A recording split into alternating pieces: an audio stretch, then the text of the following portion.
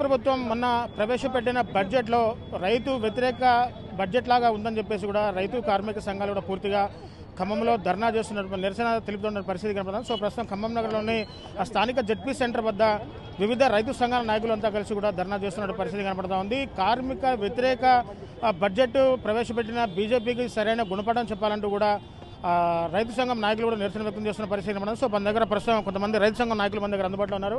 మనం ఒకసారిగా మనం సో సిపిఎం పార్టీ నుంచి కూడా నున్నా నాగేశ్వరరావు గారు ఉన్నారు. సార్ చెప్పండి, దాదాపు బీజేపీ ప్రభుత్వం ప్రవేశపెట్టిన బడ్జెట్ కూడా రైతు వ్యతిరేక బడ్జెట్, రైతు కార్మిక సంఘాల వ్యతిరేక బడ్జెట్ లాగా ఉందని చెప్పేసి ఈరోజు మీరు నిరసన వ్యక్తం చేస్తున్నారు. ఈ బడ్జెట్ పట్ల మీరు ఏమనుకుంటారు సార్? ప్రధానంగా ఈ బడ్జెట్ కేటాయింపులు చూస్తే వ్యవసాయ రంగానికి తీవ్రమైన ద్రోహం చేసింది బీజేపీ ప్రభుత్వం. వాళ్ళు ఇచ్చిన హామీల అమలు కోసం దీంట్లో ప్రతిపాదనలు లేవు. దీంట్లో ప్రభుత్వ రంగానికి పెట్టుబడులు ఉపసంహరించుకున్నారు. ప్రభుత్వ రంగాన్ని ప్రైవేటు పరం చేసే ప్రమాదం ఉంది. దాదాపు బీమా రంగంలోకి ఎఫ్డీఐని ఆహ్వానిస్తూ ఉన్నారు 100% పైగా. అట్లాగే 1,71,000 కోట్లు మాత్రమే కేటాయించారు. దాదాపు 50 లక్షల కోట్ల బడ్జెట్లో వ్యవసాయ రంగానికి కనీసం 10% కేటాయించాల్సిన అవసరం ఉంది. 60% మంది జనాభాకి అన్నం పెట్టేటువంటి పోషించేటువంటి వ్యవసాయ రంగానికి ప్రభుత్వం చాలా కేటాయింపులు అధ్వాన్నంగా ఉన్నాయి. ఈ బడ్జెట్ కార్పొరేట్లకు అనుకూలంగా ఉంది, కార్మిక కర్షక వ్యతిరేక బడ్జెట్ లాగా ఉంది. కాబట్టి దీన్ని నిరసిస్తూ ఉన్నాం. దీన్ని సవరింపులు చేయాలి. సవరింపులు చేయకుంటే ఈ ప్రభుత్వం మీద నిరసనగా మా రైతుల కార్మికులకు యుద్ధం కొనసాగుతుందని చెప్పి తెలియజేస్తా ఉన్నాం.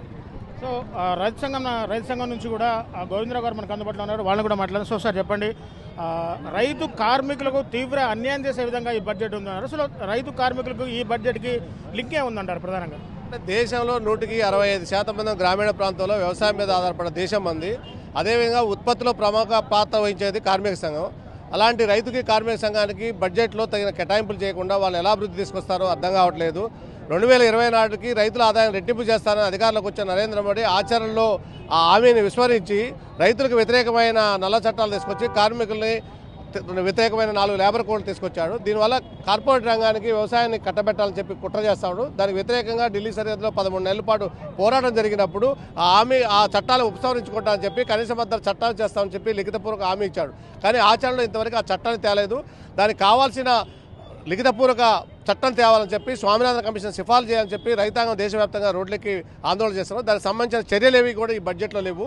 దేశవ్యాప్తంగా రైతులందరినీ రుణమాన్ని విముక్తి చేయాలంటే రుణ విముక్తి చట్టం తేవాలని చెప్పి పంటల కనీస మద్దతు ధరలు చేస్తేనే ఈ దేశంలో రైతాంగం వ్యవసాయ రంగం బాగుపడుతుందని చెప్పి మేము భావిస్తా ఉన్నాం. దానికి అనుగుణంగా పెద్ద ఎత్తున గత 2 సంవత్సరాల నుంచి ఉద్యమాలు చేస్తున్నాం. అదేవిధంగా కార్మికులు ఎన్నో సంవత్సరాల నుంచి పోరాడి సాధించుకున్న హక్కులన్నింటినీ కూడా పక్కన పెట్టి లేబర్ కోడ్ పేరుతోటి 4 లేబర్ కోడ్లు తెచ్చాడు. అవి తీసుకొస్తే దేశంలోని కార్మిక రంగం మీద తీవ్రమైన ప్రభావం చూపిస్తుందని చెప్పి రైతు కార్మిక సంఘాలు గత 4 సంవత్సరాల నుంచి దేశవ్యాప్తంగా పెద్ద ఎత్తున ఆందోళన చేపట్టినప్పటికీ నరేంద్ర మోడీ ప్రభుత్వం పెడచెవిన పెడుతుంది. కాబట్టి ఇప్పటికైనా వారి ఆ ఆలోచన విధానాన్ని మార్చుకొని దేశం అభివృద్ధిలో పాలు పంచుకుంటున్న వ్యవసాయ రంగాన్ని కార్మిక రంగాన్ని ఆదుకోవాలంటే బడ్జెట్లో వారికి తగిన కేటాయించాలని వారికి రావాల్సిన న్యాయమైన డిమాండ్లని ఉంచాలని చెప్పి కోరుతా ఉన్నాం.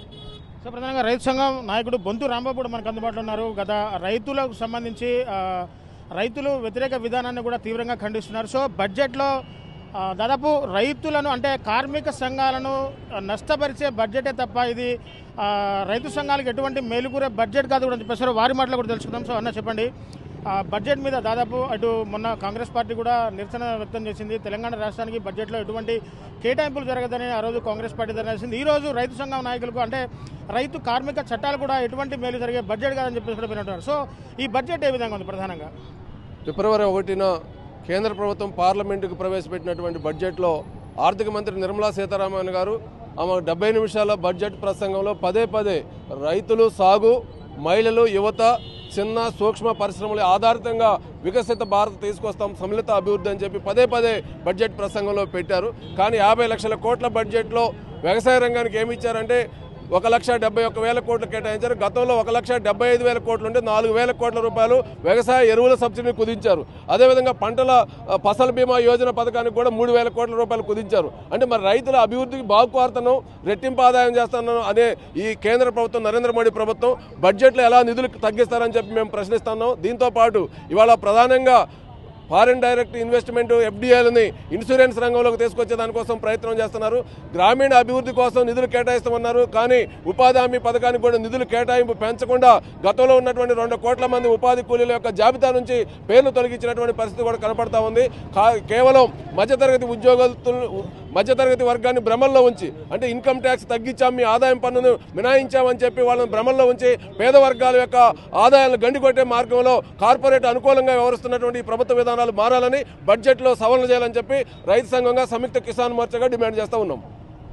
చూశారు కదా, కేంద్ర మంత్రి నిర్మలా సీతారామన్ ప్రవేశపెట్టిన బడ్జెట్లో ఇటు తెలంగాణ రాష్ట్రానికి తీవ్ర అన్యాయం జరిగిందంటూ కూడా కాంగ్రెస్ పార్టీ నిరసన కూడా జరిపింది. ఇప్పుడు రైతు సంఘం అంటే రైతు సంఘానికి కూడా ఈ బడ్జెట్లో ఎటువంటి కేటాయింపులు జరగలేదు. దాదాపు 50 లక్షల కోట్ల బడ్జెట్లో కనీసం 5-6 లక్షల కోట్లు కూడా రైతు సంఘానికి కేటాయించకపోవడం వల్ల పలువురు తీవ్ర ఆవేదన వ్యక్తం చేస్తున్న పరిస్థితి కనబడుతూ ఉంది. సో వికసిత భారత్ పేరుతో ప్రవేశపెట్టిన బడ్జెట్ ఏమాత్రం కూడా రైతులకు ఉపయోగకరంగా లేదు. నల్ల చట్టాలను తీసుకొచ్చి మోడీ రైతు చట్టాలని తీవ్రంగా నీరుగారుస్తున్న పరిస్థితి ఇక్కడ ఉందంటూ కూడా రైతు సంఘ నాయకులు తీవ్రంగా ఆరోపిస్తున్న పరిస్థితి కనబడుతుంది. సో ఇకనైనా బీజేపీ పార్టీ రైతుల తరపున ఆలోచించి రైతు కార్మిక వ్యతిరేక చట్టాలను తీసుకురాకుండా రైతులకు మేలు జరిగే పనులు చేస్తే బాగుంటుందని చెప్పేసి కూడా వీళ్ళు బీజేపీ ప్రభుత్వాన్ని సూటిగా ప్రశ్నిస్తున్న పరిస్థితి కనబడుతుంది. సో ఇది ఇక్కడ తాజా పరిస్థితి.